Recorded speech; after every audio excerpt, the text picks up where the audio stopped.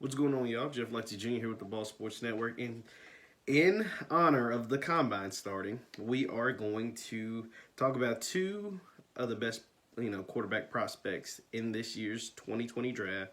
That's Tua Tagovailoa out of Alabama and Joe Burrow out of LSU. And I'm here to tell you, yes, I'm here to tell you, that Tua will have a better career than Joe Burrow. I said it here first. Tua Tagovailoa will have a better career and is a better prospect than Joe Burrow. Now, of course, it's like blasphemous to say this because Joe Burrow probably just had the best college football season in the history of college football. I mean, the man had 60 touchdowns.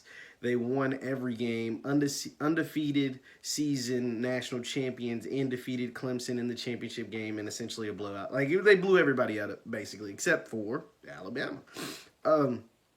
And so Joe Burrow is just the hot name. He's the guy that everybody wants. And he is going to presumably go to the Cincinnati Bengals with the #1 overall pick.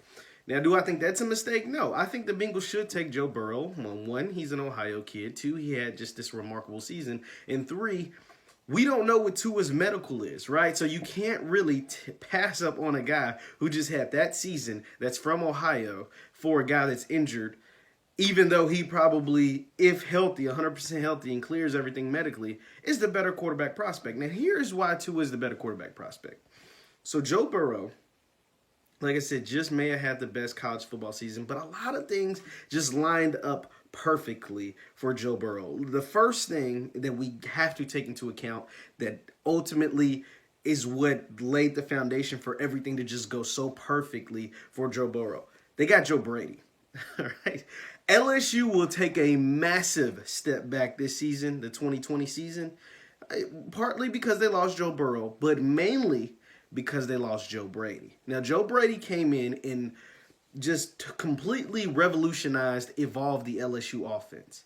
He came over from the Saints. He was a lowly assistant on the Saints. So basically, Ed Orgeron and his staff went to Sean Payton and was like, yo, we got to come up with something to help our offense. What do you guys got for us? How can you guys help us? And they said, man, we got this kid, Joe Brady.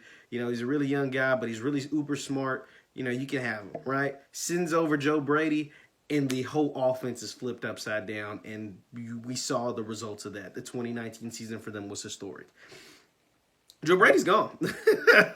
He did his job at LSU in 1 year, and the Carolina Panthers came calling. And now he's the offensive coordinator for the Carolina Panthers, and deservedly so, right? So Joe Brady is gone. LSU will take a step back because of that, but that was perfect for Joe Burrow. You got to think, after Joe Burrow's junior year, if he would have entered the draft, he would have been like a 5th-round pick. This dude threw 16 touchdowns as a junior. 16, that's it.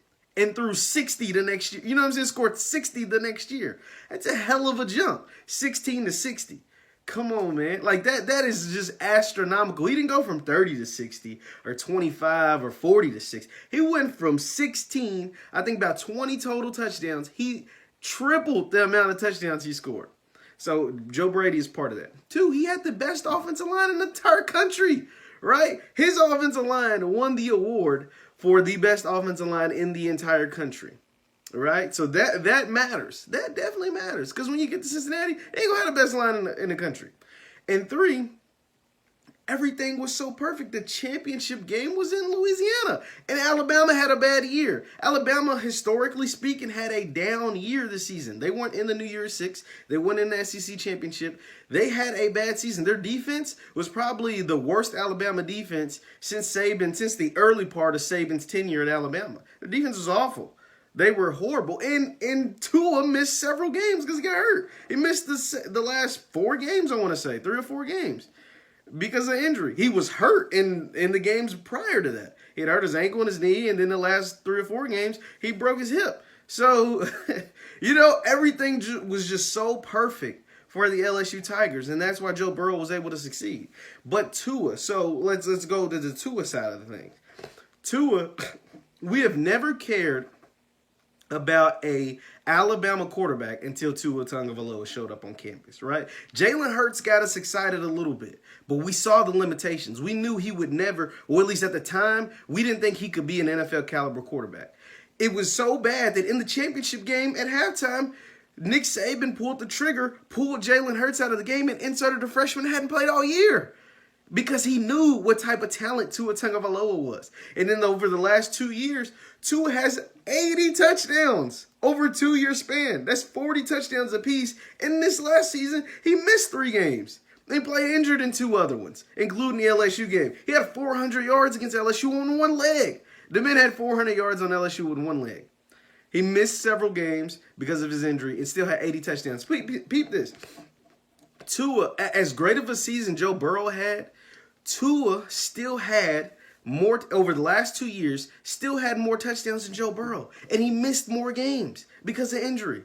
That's how talented Tua Tagovailoa is. Now you can say, oh, he plays at Alabama. They have the best of everything. This is true. This is true. I will say that they do have superior receivers. They got 2 receivers that are probably going to first round the same draft. But think about this. Think about it. Were those receivers the same when Tua went out? Was Jerry Jeudy's numbers were not the same as they were last year when he won the Biletnikoff.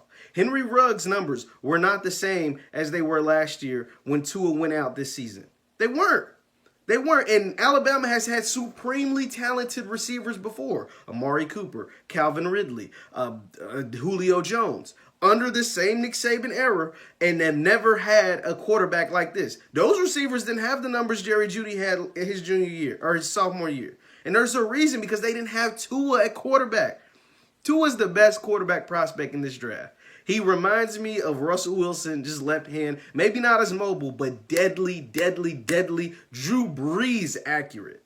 And if his medical comes back, he's the best quarterback in this draft. Now, don't get me wrong. Joe Burrow is a good prospect.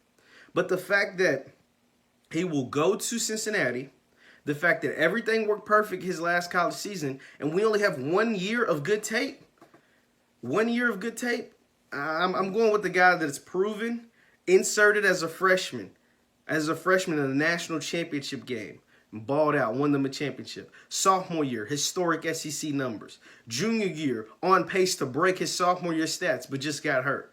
I'm going with that guy.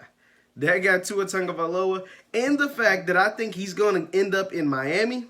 If he ends up in Miami with Brian Flores, now remember Brian Flores. Remember that name, because Brian Flores has those guys in Miami. We're talking about a team that was tanking, or that was visibly tanking, traded away Minkah Fitzpatrick, Larry Tunsil for 3 first-round picks. They were visibly tanking. Kenyon Drake. They shipped all of these guys out of town.